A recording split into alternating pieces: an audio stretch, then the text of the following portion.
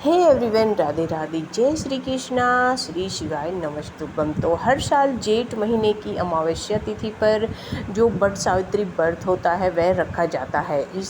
इस बार जो जेठ माह की अमावस्या तिथि लग रही है 26 मई को 12:11 पर शुरू हो रही है और इसका समापन जो होगा 27 मई को सुबह 8:31 पर होगा। ऐसे में 26 मई को वट सावित्री व्रत का त्यौहार मनाया जाएगा। इस दिन सुहागिन महिलाएं अपने पति की लंबी उम्र और अच्छी सेहत की और रिश्तों में मजबूती के लिए व्रत रखती हैं। व्रत के प्रभाव से महिलाओं को अखंड सौभाग्य का वरदान मिलता है। इसके अलावा वैवाहिक जीवन भी सुखमय रहता है। इसलिए व्रत हमेशा सच्चे भाव और नियमों के साथ करना चाहिए।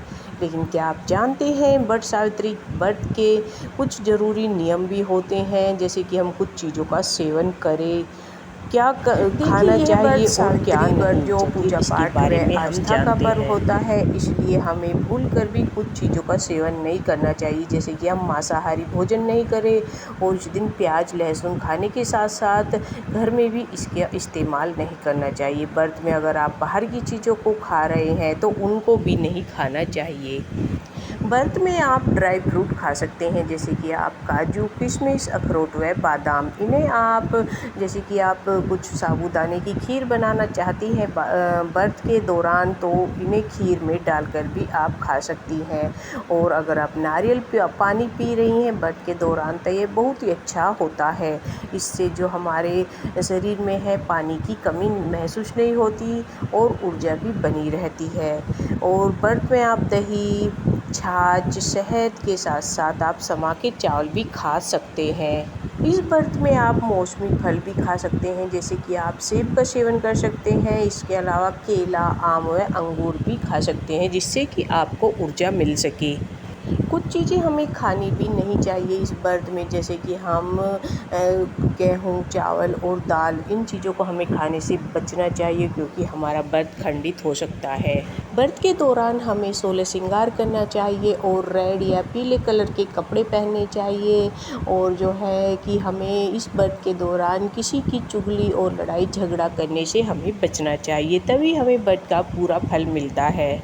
देखिए, आज की टाइम में जगह जगह पेड़ कट रहे हैं, तो व्रत के दौरान हमें कहीं पर बरगद का पेड़ ना मिले तो हमें क्या करना चाहिए।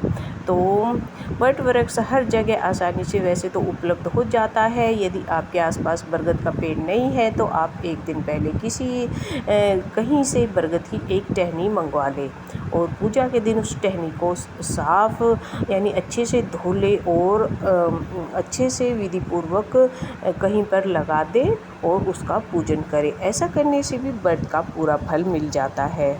अगर आपको व्रत के दौरान किसी कारणवश अगर हो सके तो उस दिन आपको अगर टहनी भी ना मिले तो हमें क्या करना चाहिए। तो उस दिन हमें तुलसी के पौधे के समीप बैठकर पूरे विधि विधान से, जैसे हम बरगद के पेड़ के नीचे बैठकर पूजा करते हैं, ऐसे ही हमें तुलसी के पेड़ के नीचे पूजा करनी चाहिए और व्रत का संकल्प लेना चाहिए।